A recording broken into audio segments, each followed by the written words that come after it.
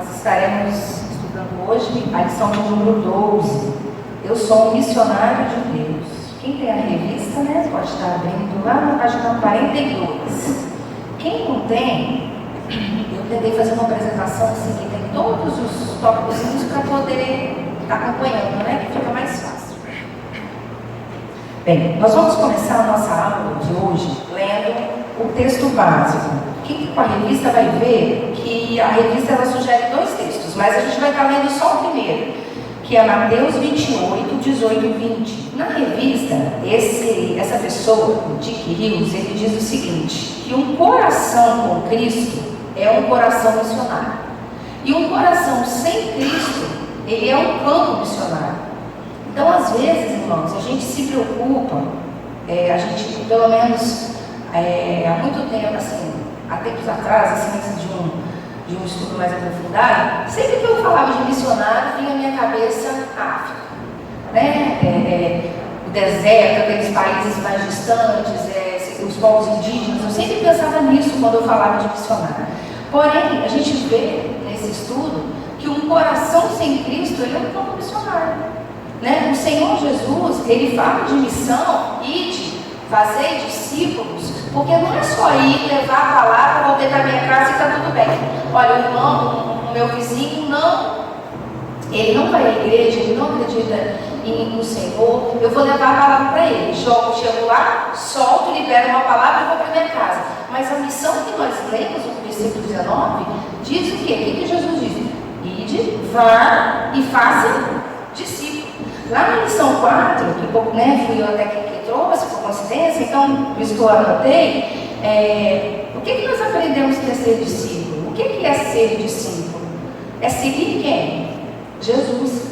É imitar quem? É aprender sobre quem? Então, quando Jesus disse que eu preciso ir e fazer discípulos, eu preciso ir e fazer com que essas pessoas passem a conhecer Jesus, passem a imitar Jesus, passem a seguir Jesus. Então não é só levar a palavra, entregar uma Bíblia, toma aqui, não é assim, né? A palavra está nos dizendo que a gente precisa fazer com que essa pessoa conheça verdadeiramente Jesus. Na revista, na introdução ainda, ele fala que nós fomos escolhidos, o slide vai aparecer, que nós fomos escolhidos para levar a mensagem da salvação aonde? Alguém sabe? A todos os lugares. E a quem? A todas as pessoas. Então, quando o versículo que a irmã leu, ide, fazei discípulos, levai a minha palavra, né? Fazer com que essas pessoas me conheçam em todas as nações. Nações, quando ele diz nações, ele está falando não só de países, em outros países, né? Mas a todos os povos, a todas as pessoas. E às vezes, por isso que eu falo, às vezes a gente, eu pelo menos, né? Via sempre missão como essa viagem, né, para um outro lugar, para esses lugares que não falam a nossa língua. Então eu tinha essa mentalidade no passado. Mas a palavra diz isso para todos e em todos os lugares. Vai enrolar, não. Aí eu até coloquei novamente no slide, se aparecer, vocês vão ler, para que a gente lesse novamente, mas a irmã já frisou em Mateus 28, 19. Porque a gente precisa levar todos, porque o versículo diz isso, né? Ide a todas as nações. O Senhor, aí eu também já até comentei, o Senhor determinou algum lugar específico? Ele disse só em um determinado país, alguma determinada nação? Não, sobre todo, até os confins da terra, né? Então a gente precisa estar levando em todos os lugares. Quem está com a revista aí, isso tudo está na introdução, tá? E tem uma fala do Billy Graham que fala assim, a Bíblia, ela não manda que os pecadores procurem a igreja. Aí eu grifei, mas ela ordena que a igreja saia em busca dos pecadores. Então, a missão que nós temos, a missão que Jesus deixou na Bíblia é que nós, igreja do Senhor, vamos atrás desses pecadores. E não que eles venham, porque se esperar, muitos não virão. Muitos não conhecerão o Senhor, muitos perderão a salvação. E o nosso papel sobre essa terra é fazer com que essas pessoas conheçam o nosso Senhor. Amém? O estudo ele é dividido em dois tópicos. O primeiro é missionário de Deus, e o segundo, embaixador de Cristo. Então, dentro do Missionário de Deus, ele divide em 3 subtópicos, né? Dentro do Missionário de Deus, a gente vai aprender sobre a nossa identidade, sobre a nossa missão e sobre a nossa capacidade. O que às vezes é muito ponto, né? Essa questão da capacidade, nós vamos chegar lá. Então, o primeiro tópico diz sobre a nossa, sobre a sua, né? Que ele fala a palavra sua, né? Que está começando conosco, mas eu vou estar falando a nossa, porque eu estou incluído nessa lição. Então, a nossa identidade é o quê? Você existe, nós existimos, irmãos, para influenciar. Essa é a mensagem da revista. Então, nosso primeiro argumento sobre identidade é que nós existimos para influenciar. Por causa de quem você é em Jesus Cristo. Por que você precisa influenciar? Por quem você é em Jesus Cristo. As pessoas precisam ver em você Jesus. Aqui o texto da revista, ela fala que nós temos que ser o sal e a luz desse mundo. Por quê? Vamos ler lá em Mateus 5, 13, 14 e o 16. Mateus 5. Ele sugere uma outra, acho que é eu pulei do que a revista sugere.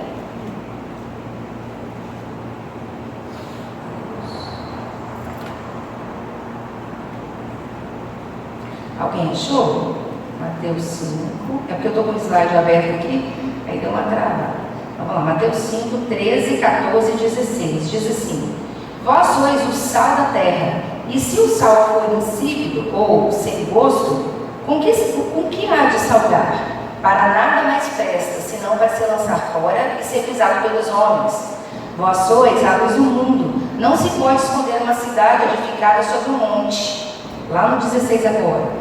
Assim, resplandeça a vossa luz diante dos homens, para que vejam as vossas boas obras e glorifiquem a vosso Pai que está no céu. Então, a nossa identidade é ser uma pessoa que possa influenciar o mundo através de sabor, que ele usa aqui o sal e a luz. Porque se eu sou uma pessoa que não levo o sabor da vida, eu acho assim, a gente estava até conversando ali agora com o irmão, às vezes a gente está tudo bem na nossa vida, tudo acontecendo perfeitamente. A gente está aqui na igreja, quem vem pregar fala em tudo dai graças, que o Senhor proverá, e a gente concorda, mas e quando as coisas saem um pouquinho da nossa comodidade, do que a gente está acostumado, eu vou continuar com essa alegria, eu vou continuar com essa gratidão no coração, de dizer que está tudo bem, mostrar para as pessoas que apesar da dificuldade o Senhor está comigo, o Senhor me sustentará. Então nessas horas, irmãos, nós demonstramos através das nossas ações, os nossos sentimentos e aquilo que a gente realmente acredita. Se eu acredito, se eu creio, se eu concordo com o que é pregado, eu preciso colocar isso em prática. E isso os meus amigos, a minha família vai ver através da minha vida, através das minhas atitudes. Então, se você é uma pessoa que não consegue dar sabor à vida de ninguém, apesar de estar em dificuldade, como que você vai levar um conselho, como você vai levar uma palavra do Senhor para quem está em dificuldade? Se quando você está, você cai, você fica com aquela expressão de, ai meu Deus, ó vida, ó céus, ó azar. Temos dificuldade? Temos, passamos, sabemos disso, né? Que a vida de cristão não é fácil, que não é garantia de que não teremos problemas, a gente sabe perfeitamente disso. Mas a gente precisa fazer a diferença nesse mundo, levando sabor, levando alegria, levando luz da vida dessas pessoas. Quando a gente diz que a luz do mundo, né, que as pessoas têm que ver a luz de Cristo através de nós. Elas precisam ver a mudança na nossa atitude, elas precisam ver a mudança na nossa conduta com o irmão, na nossa conduta na família, com um colega de trabalho, né? Ontem, na hora que a gente estava aqui no vocacional, eu e a gente estava até conversando. Você imagina um monte de coisa, chega na hora e esquece um monte, né? Uma das coisas que eu queria estar falando sobre os meninos ontem, e acabou passando, e eles estão aqui hoje, aonde vocês estiverem, façam. Eu até separei um versículo e esqueci de ler na hora, né? Tudo que forem fazer, façam para o Senhor. não para os senhores dessa terra, mas para o nosso Senhor. Faça com amor, faça, e as pessoas vão ver isso em vocês, e vocês vão brilhar, e vocês vão prosperar, e vocês vão crescer. Isso é o que nós cristãos devemos fazer na nossa vida, no nosso dia a dia. Então, para isso, por isso temos que ser luz para esse mundo. Conseguiu não, pastor? Não? Poxa. Eu fiz até em 2 versões para ver qual ia ficar mais bonitinho. Mas tudo bem. Depois, se vocês quiserem, eu tenho os slides, né, que pronto no WhatsApp, posso mandar, que é o resumo, né? Eu acho que fica bem mais fácil da gente estudar, mas tudo bem. E então, no final desse tópico da identidade, diz que em qualquer lugar que você estiver, você tem a missão de influenciar. A sua missão, irmãos, é de influenciar. O tempo que você perde lá no Instagram, postando coisas em que você quer impressionar esse mundo, faça para impressionar esse mundo, mas que mostre para este mundo a luz de Cristo em você. Influencie de uma forma que irá fazer diferença nessa terra. O fim está chegando, a gente sabe disso. Então, quanto mais pessoas a gente alcançar, e às vezes é uma atitude nossa, de um ser pecador, né? De um ser humano frágil, porque às vezes a gente lê esses textos, igual eu li aqui do Billy Graham, nossa, mas ele era o cara, né? Então, vou ler a mensagem dele, a frase dele é impactante, mas às vezes é através das nossas atitudes que alguém vai olhar e ver em nós essa luz que eles precisam. Amém? No segundo tópicozinho, sobre o missionário de Deus, nós vamos falar sobre qual é a nossa missão.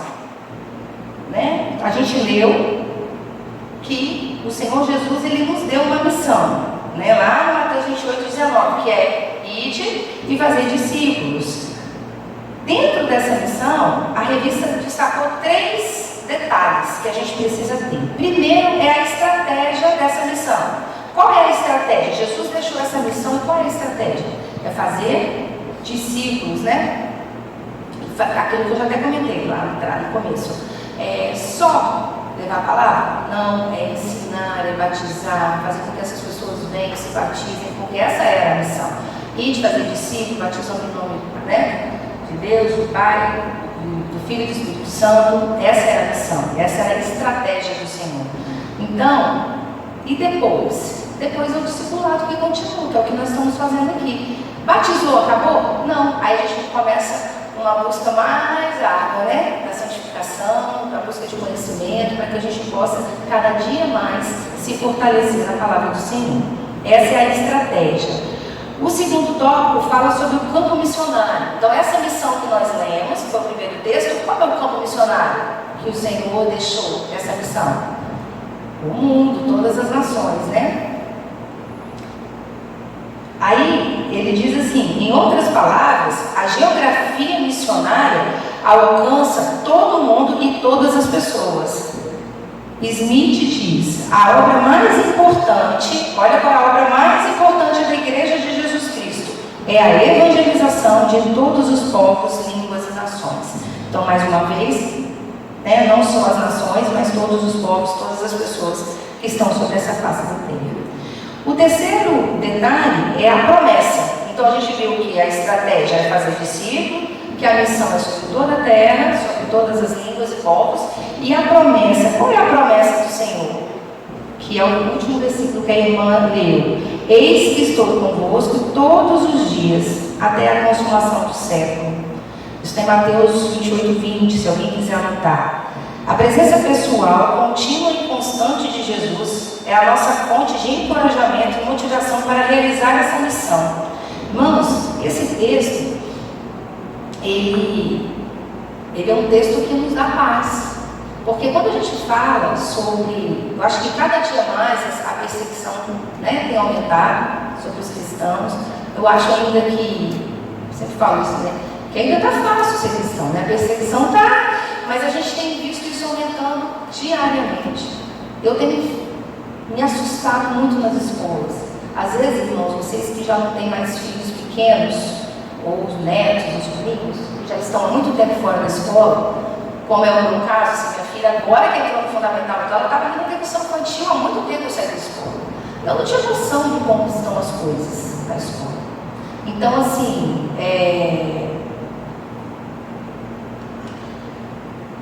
um relato, né, de uma pessoa próxima, um menininho de 4 anos, até ele é da igreja católica, e a sobrinha dessa pessoa que estava me contando, ele foi no domingo de Páscoa, a igreja fez um trabalhinho, quando deu lá o cordeiro e tal, e ele achou bonitinho e levou para a creche. Ele estudou numa creche da prefeitura.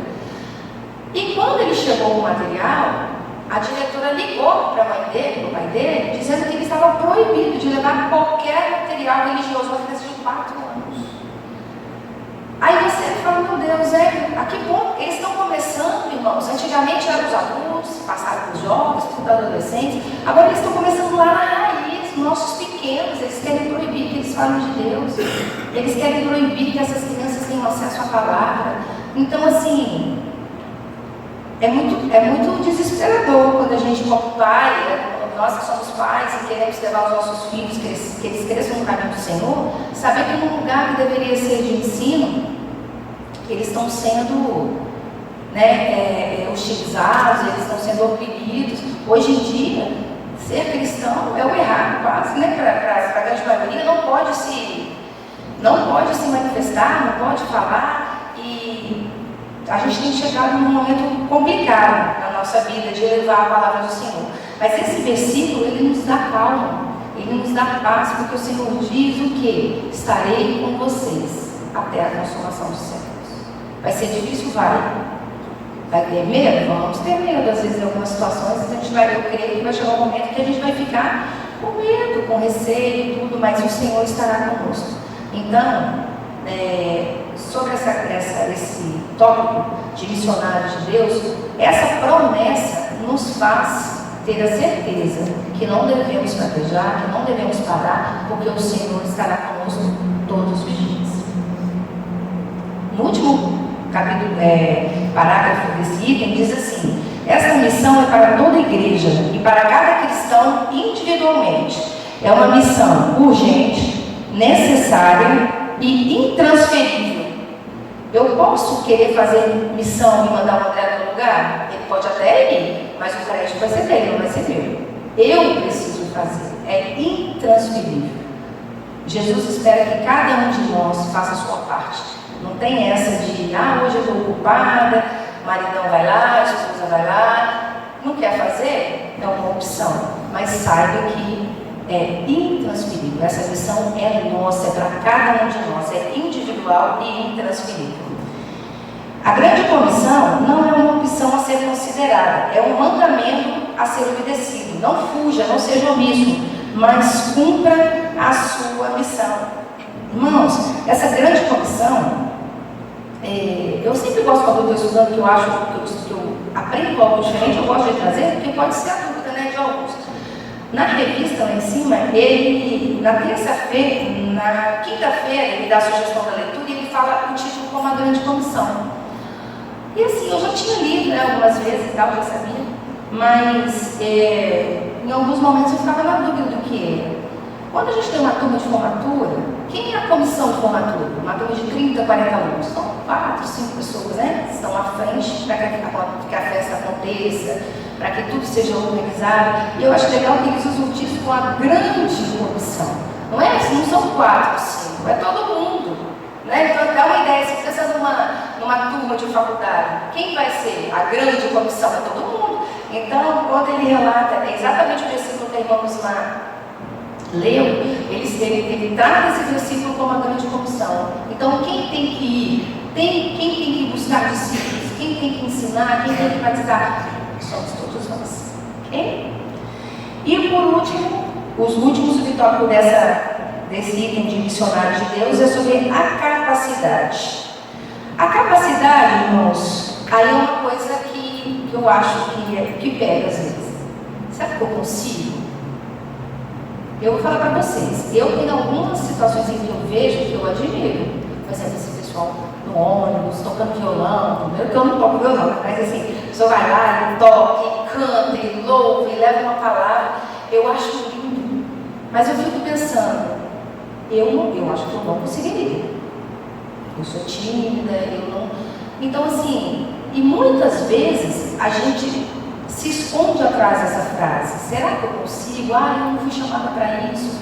Mas, irmãos, a capacidade não depende de nós. na apresentação, até o versículo tal, eu falei para vocês, você recebe de Deus a capacidade para ser usado por Ele. Então eu não tenho que falar, será que eu consigo, será que eu posso? Porque se o Senhor quiser me usar, e se eu disser, eis-me aqui, e Ele quiser me usar, Ele vai me capacitar. É isso que a palavra diz no texto de 2 Coríntios, 2 Coríntios 3,5. Ele diz assim, não que sejamos capazes, por nós, de pensar alguma coisa, como de nós mesmos, mas a nossa capacidade vem de Deus. Está em 2 Coríntios 3,5, se alguém depois quiser anotar para ler depois. Na revista ele cita também, tá? Lá na parte de capacidade. Então, não que somos capazes, mas o Senhor, essa capacidade vem do Senhor, para que a gente possa exercer, executar, né? Fazer o que é a vontade dele na vida de cada um de nós. Ele nos deu o Espírito Santo, né? O Espírito de poder habita em nós e nos enche de poder para pregar o Evangelho com ousadia e intrepidez, com coragem, né? Intrepidez é coragem, ousadia e coragem. Então, na hora que vier sobre nós esse medo, vamos pedir que o Espírito Santo nos encha, né? De coragem, de ousadia, para que a gente possa cumprir essa missão que o Senhor espera de cada um de nós.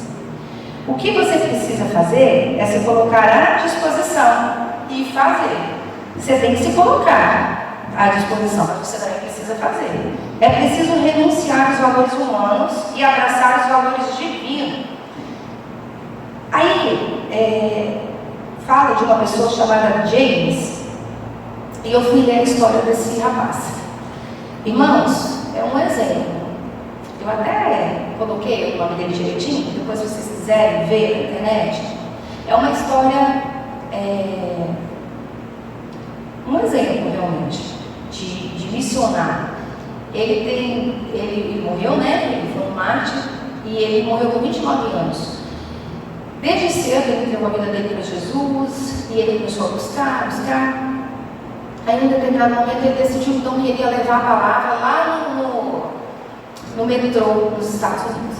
Só que aí ele não estava satisfeito com aquilo, ele se sentia infrutífero. E ele falava, eu não vejo obras, eu não vejo frutos, eu quero mais. E ele queria mais. E aí ele conheceu a esposa dele, né, que eles se casaram, uma menina que tinha também um espírito missionário. E eles decidiram então ir para o Equador. E lá, irmãos, eles aprenderam, estudaram as línguas de lá, né, dos indígenas lá e tal. Mas tinha uma tribo que era mais selvagem lá, né? E ele queria ir nesse lugar, ele queria levar o Evangelho para eles. E aí ele mais 4 pessoas começaram de avião e ele tem negócio assim, esqueci o nome. Qual é o nome do senhor? Aquele negócio que fala, não é microfone, porque não ia dar, né? A pessoa fala no megafone. E aí lá no avião eles falavam, né? E jogavam cestas de alimentos, presentes, e eles ficaram ali meses, né? Amansando aquele. Eles eram muito, muito violentos. Num determinado momento eles se sentiram confortáveis e desceram, montaram uma base próxima. Aí uma pessoa lá, um deles veio, se aproximou, começou a interagir. Eles levaram esse indivíduo para fazer um passeio de avião, que eles não conheciam, né? E eu acho que essa pessoa era que conseguia se comunicar melhor.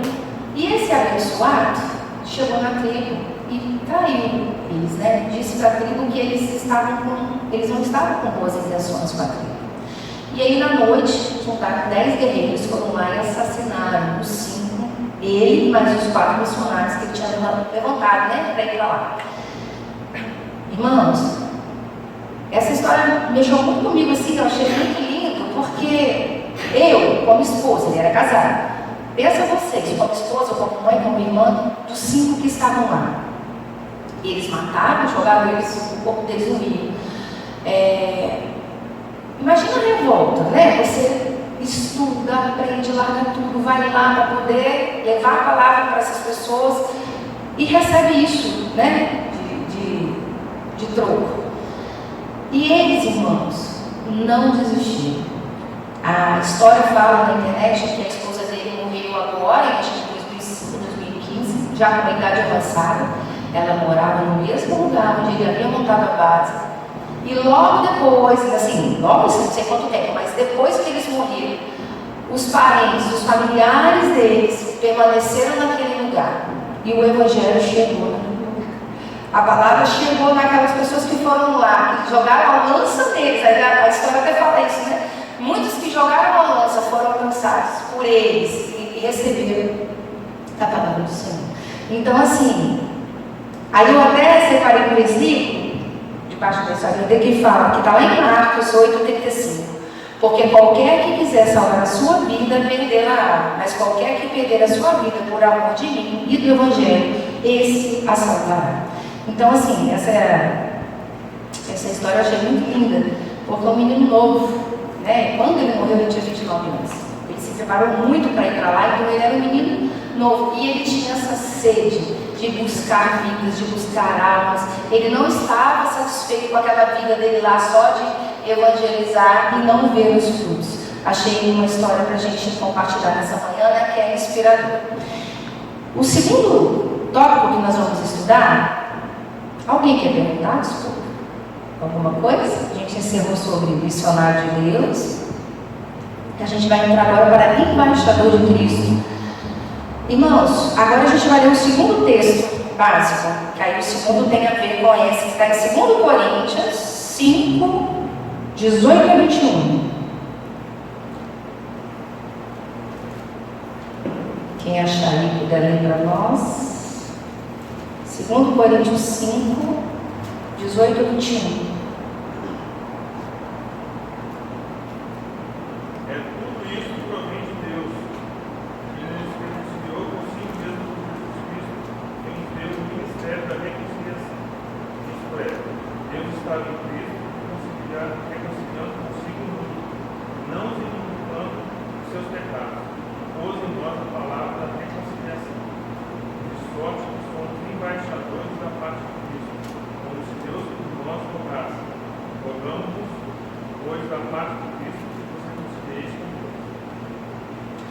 Então, a palavra diz que nós somos embaixadores de Cristo. O que é ser embaixador? No dicionário diz que é a categoria mais importante de um representante diplomático de um Estado junto ao outro. Ou seja, se existe um diplomata, se eu sou um diplomata do Brasil e vou para outro país, eu sou, né, a autoridade máxima daquele país, né, que eu estou representando. Então, se eu estou lá nos Estados Unidos e eu sou embaixadora do Brasil, naquele local eu sou a autoridade de maior poder do Brasil, né? Enquanto negociando lá. Paulo ensina que toda pessoa que foi reconciliada por Deus se torna um ministro de reconciliação. A gente leu, o André leu, que esse texto fala sobre reconciliação. Mas a gente vai ver nesse estudo embaixadores em nome de Cristo. Ele dividiu em 3 tópicos. Quem está com a revista vai ver número 1, 2 e 3. O que ele diz sobre ser embaixador de Cristo? Que foi o que o texto, né, que a gente acabou de ler, que somos embaixadores em nome de Cristo. Primeiro, um embaixador é um cidadão do seu país em um país estrangeiro. Então vamos descobrir isso. Se eu sou que embaixador é um cidadão de um país em um país estrangeiro. E a palavra está dizendo que eu sou embaixador de Cristo dessa terra. Eu sou desse país. Não sou. Então, aqui a gente vê que nós somos cidadãos de outro país. Nós estamos falando da onde? Nós somos cidadãos do céu. Nós estamos aqui com o ministério nessa terra, de embaixadores. Nós somos peregrinos, né? Nós somos forasteiros nessa terra. O segundo tópico diz que o embaixador fala do seu próprio país. O embaixador, ele transmite a mensagem, a decisão, a política do seu país de origem, que no nosso caso é o céu. Como embaixadores do céu, transmitimos aos homens a condição para que eles se reconciliem com o Senhor. Foi o que a palavra nos diz, que a gente possa se reconciliar. Então, essa é a nossa mensagem para os irmãos, né? A gente, como embaixador, a gente tem que levar essa mensagem de reconciliação. Porque, irmãos, quando veio o pecado, uma outra definição, eu coloquei assim: reconciliação significa o quê? Mudança de um estado. Olha só, hein? Reconciliação significa mudança de estado de guerra para uma situação de paz e amor. Se eu não me reconciliei com Deus, eu estou em quê? Em guerra com o Senhor. Então, por causa do pecado, o homem está em guerra com Deus, consigo mesmo e com o próximo. Ele é usado, essa palavra da reconciliação, que foi o que o André leu no texto, ele é usado no Novo Testamento para descrever o restabelecimento da paz e do amor entre os homens e Deus. Então, quando a gente vem agora como embaixador de Cristo, é para que a gente traga esse sentimento de reconciliação de quem não tem, de quem não está com o Senhor, de quem não está com Cristo no coração, né, como a gente viu lá no começo. Essas pessoas precisam se reconciliar com o Senhor. Aí eu te pergunto: Deus precisa se reconciliar com a gente? Não, somos nós que precisamos nos reconciliar com Ele. Nós é que precisamos dele. Ele quer sim que todos nós sejamos salvos. Ele quer que todos nós aceitamos, né, que a gente possa se reconciliar. Mas Ele não precisa de nós. Isso é muito claro, né? Um embaixador é responsável por defender a honra do seu país. Então o nosso papel é defender a honra de quem? De Cristo. A honra de Cristo e de sua igreja está nas mãos dos crentes, cada um de nós, né? A reconciliação, ela acontece através de quê, irmãos? É pela fé. E a fé vem de quê? Do ouvir e ouvir a palavra de Deus. Aí eu falo para vocês, se é de ouvir e ouvir a palavra, quem não está, né, não se reconciliou com o Senhor, precisa ouvir a palavra. E quem vai levar a palavra para essas pessoas? Somos nós, os embaixadores de Cristo. Nós estamos aqui com esse papel, com essa função, com essa missão, que foi o que a revista vem nos falando. Por isso, há necessidade de pregadores ou embaixadores de Deus, que roguem aos homens que se reconciliem com Deus. O embaixador é um porta-voz oficial do céu. Ele fala com autoridade divina aos pecadores, chamando-os à reconciliação com Deus. Então, qual é o nosso papel? É levar para os pecadores, rogando, né, levando a palavra para que eles se reconciliem com o Senhor. Essa reconciliação, irmãos, que nós acabamos de ver do que se trata, né? Que é essa mudança desse estado de guerra para um estado de amor, para um estado de gratidão, né? De todo o sentimento que a gente tem que ter pelo Senhor. É nessa reconciliação que a gente consegue essa paz. Quando a gente fala assim, a paz que excede todo o entendimento, eu só consigo sentir essa paz mesmo vivendo uma turbulência, um terremoto, sei lá o que, da vida de cada um. A gente só consegue sentir essa paz se eu estiver realmente reconciliado com o Senhor. Aí essa paz vai me alcançar, essa gratidão vai me alcançar, e a gente vai entender que o Senhor está conosco em todos os momentos. Aí ele fala que a doutrina da reconciliação, que é o que a gente tem visto no Novo Testamento, que é a nossa função, eles dividem em 3 tópicos, né? Está aí na revista: a causa, a base e os beneficiários. Qual que é a causa dessa doutrina de reconciliação? É Deus. Ele fala assim na revista: ora, tudo provém de Deus. Ele é o autor e o executor da reconciliação. Deus não precisa se reconciliar com o homem, mas é o homem que precisa se reconciliar com Deus.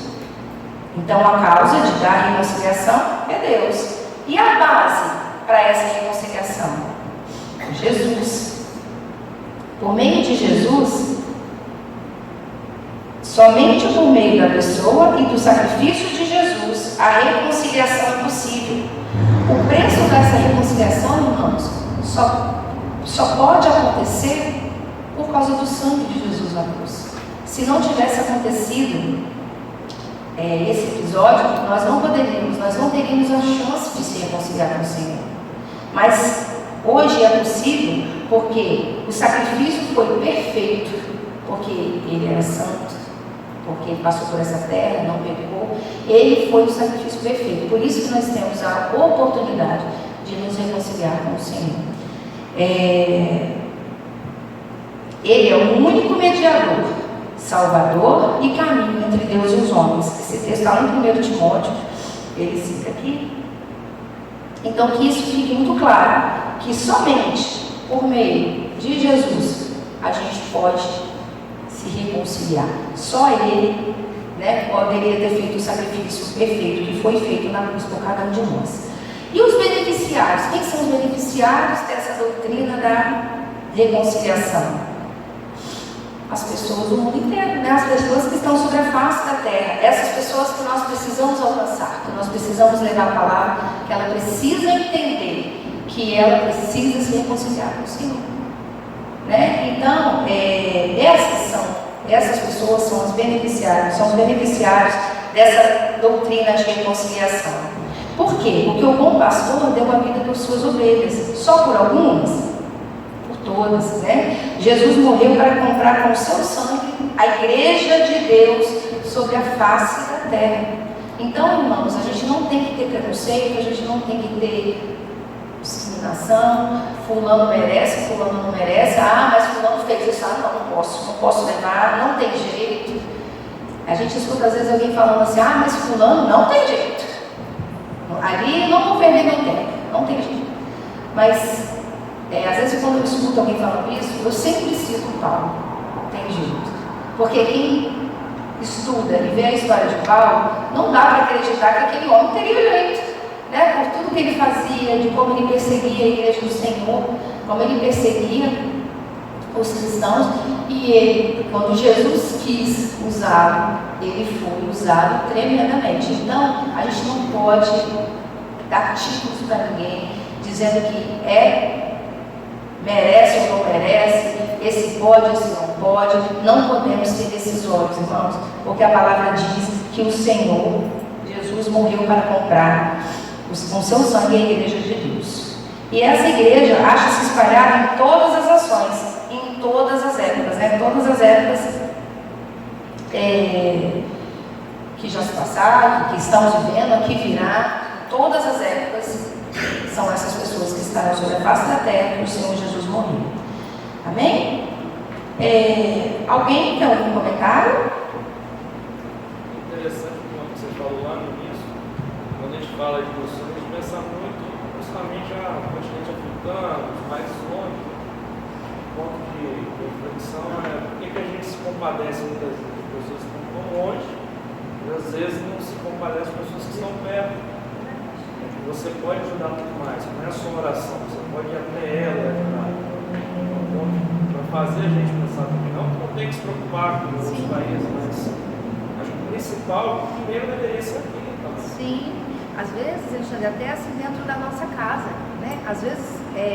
Às vezes tem pessoas dentro da nossa família, não aquelas pessoas que estão ali no dia a dia, às vezes é uma família que está um pouquinho mais distante, mas que às vezes a pessoa está passando dificuldade e você nem sabe, e você está enviando, como você disse, merecem, precisam ser ajudados, mas às vezes a gente primeiro precisa. Quando eu falei da parte